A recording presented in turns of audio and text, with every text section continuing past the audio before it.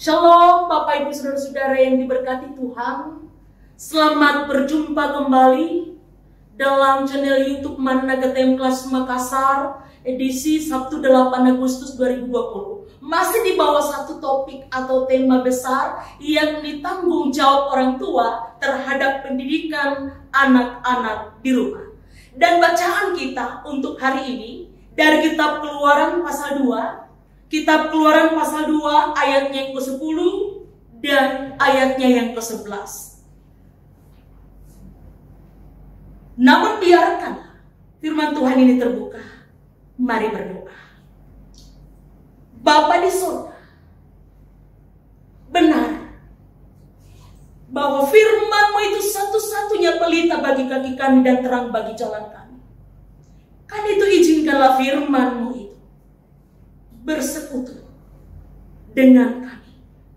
Biarkanlah firman-Mu itu melingkupi hati setiap kami sebelum kami melanjutkan aktivitas harian kami saat ini. Roh Kudus-Mu akan berkuasa di tengah-tengah kehidupan kami. Karena itu berbicaralah Tuhan, kami siap mendengar. Amin. Kesaksian firman Tuhan bunyinya demikian. Ketika anak itu telah besar, dibawanya lah kepada putri Firaun yang mengangkatnya menjadi anaknya dan menamainya Musa, sebab katanya, karena aku telah menariknya dari air. Pada waktu itu ketika Musa telah dewasa, ia keluar mendapatkan saudara-saudaranya untuk melihat kerja paksa mereka. Lalu dilihatnya lah seorang Mesir memukul seorang Ibrani, seorang dari saudaranya itu. Amin. Ada satu subtema yang saya siapkan untuk bacaan ini Bapak Ibu, yang tanggung jawab manusia di balik mujizat Tuhan. Saudara-saudara yang diberkati Tuhan, tidak jarang kita menjumpai saudara-saudara kita, bahkan juga orang-orang yang ada di sekitar kita, ataupun melalui media-media massa, media-media cetak yang kadang kita saksikan, yang menyerah, yang terus menyerah pada keadaan, pasrah pada keadaan, putus asa. Ya, tak kala ia diperhadapkan dengan tantangan-tantangan yang harus memisahkan mereka mungkin dari orang-orang yang mereka kasihi, yang harus memaksa mereka untuk meninggalkan pekerjaan, untuk melepaskan bisnis, dan lain sebagainya. Ini tak jarang kita jumpai Bapak Ibu, bahkan mungkin juga di antara kita, ada di antara kita yang kebetulan atau yang sedang mengikuti sapaan firman saat ini. Mungkin kadang kita lupa bahwa ketika Tuhan menutup pintu di depan kita, Dia sudah lebih awal menyiapkan pintu yang lain di samping kita. Cuma saja Bapak Ibu Saudara-saudara, terkadang kita tidak mampu melihat pintu yang Tuhan siapkan, sebab mata kita hanya fokus kepada pintu yang sudah tertutup. Terkadang kita tidak mampu melihat mujizat yang disiapkan oleh Tuhan, sebab kita hanya fokus pada pergumulan. Yang ada orang hebat, orang yang beriman, orang yang intim dengan Tuhan akan selalu memiliki sikap proaktif yang tidak pernah menyerah. Dia kreatif untuk mengelola setiap keadaan. Kasih dan setia Tuhan tidak pernah terduga dalam kehidupan mereka. Saudara-saudara, kisah atau proses penyelamatan Musa, bayi Musa, sampai ia menjadi dewasa, bahkan sampai ia menjadi hebat di hadapan Tuhan. Ini murni kedaulatan Tuhan, murni mujizat Tuhan. Ya. Tetapi bukan berarti Tuhan tidak memakai orang-orang tertentu untuk ada dalam mujizat itu, untuk ikut berperan dalam proses itu. Tuhan memakai keluarga Musa. Tuhan memakai keluarga Musa, Bapak Ibu Saudara-saudara. Seorang ibu yang sejak Musa baru dalam kandungan, ia sudah intim dengan Tuhan. Imannya tidak pernah hilang. Dia selalu melihat yang tiada terduga dalam hidupnya. Sebagaimana petikan lagu, tiada terduga kasih-Mu, haram dan ajaib bagiku, arti kehadiran-Mu selalu nyata di dalam hidupku.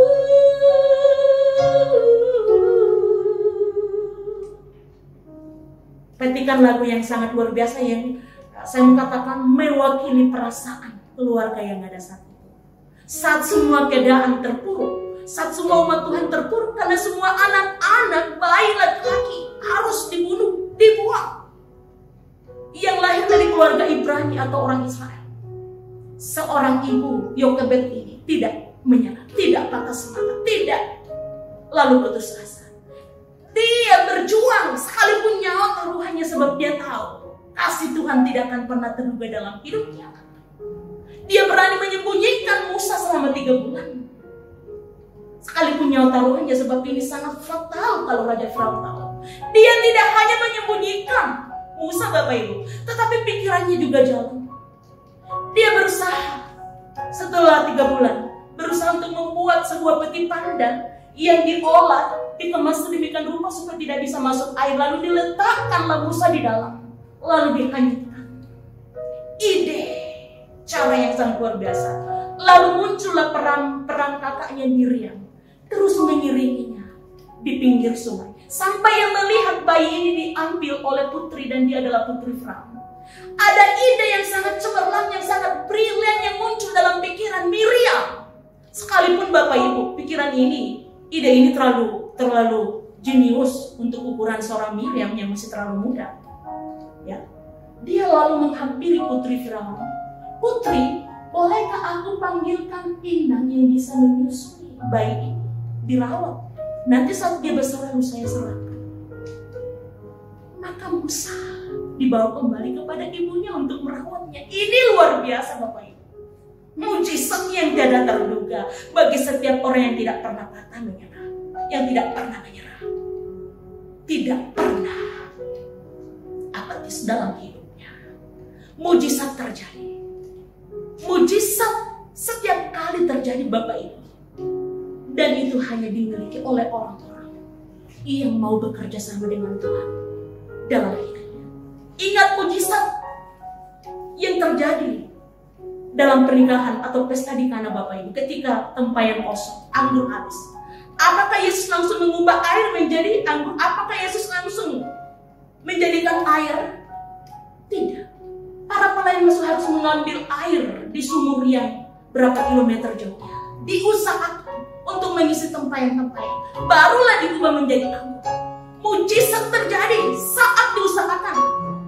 Ketika 4 orang menggotong seorang lumpuh kepada Yesus di sebuah rumah yang sedang menyembuhkan. Dia sampai di sana, rumah semua terkunci. Tapi apakah dia menyerah? Apakah dia putus asa? Apakah dia pulang? Tidak, dia berjuang naik di atap, membuka atap, dia masuk. Yesus katakan, imanmu menyelamatkan engkau. Gereja-gereja yang kreatif Bapak Ibu Saudara-saudara pasti akan melihat mujizat. Keluarga-keluarga yang kreatif, yang berani, yang takut di hadapan Tuhan, yang memiliki semangat, akan melihat mujizat Tuhan. Karena itu saya mau katakan Bapak Ibu Saudara-saudara, saya mau katakan, jadikanlah rumah kita juga, kemaslah rumah kita sebagai sebuah peti pandan yang harus dikemas baik-baik sedemikian rupa, layaknya taman surgawi, di mana anak-anak kita akan kita letakkan. Jadikanlah rumah kita sebagai wadah tempat persemaian kasih, di mana anak-anak kita akan kita letakkan, akan kita tanam untuk bisa selamat di hadapan Tuhan, untuk bisa mengenal Tuhan. Jangan menyerah. Anak-anak adalah milik pusaka Allah yang harus diselamatkan. Terpujilah nama Tuhan. Amin. Mari kita berdoa. Terima kasih Tuhan untuk sapaan firman-Mu yang boleh kami nikmati hari ini. Kami hanyalah tanah liat yang rapuh yang tidak bisa berbuat apa-apa. Tapi Roh Kudus-Mu kami harapkan akan bekerja dalam kehidupan kami, menopang kami, memampukan kami untuk memiliki kekayaan firman-Mu. Semua umat-Mu Tuhan, jemaat dalam lingkup Klasis Makassar, Engkau berkati. Bahkan juga mulai dari lingkup sinode, lingkup Klasis, lingkup jemaat, sampai pada keluarga. Berkati semua. Dampingi. Bahkan siapapun yang juga sedang menikmati mana GTM Klasis Makassar saat ini, dalam keadaan dan kondisi apapun. Berkati Tuhan. Engkau akan terus melawat keberadaan hidup kami dalam tugas tanggung jawab kami, khususnya dalam kapasitas kami sebagai orang tua yang harus mendampingi anak-anak, yang harus kreatif, yang harus proaktif, sehingga dengan demikian mujizat boleh terjadi dalam kehidupan kami. Ampuni kami Tuhan, terima kami yang berdoa, sebab doa yang kami sampaikan ini hanya beralaskan anak-Mu Yesus Kristus yang adalah Tuhan dan Juru Selamat kami yang setia. Amin.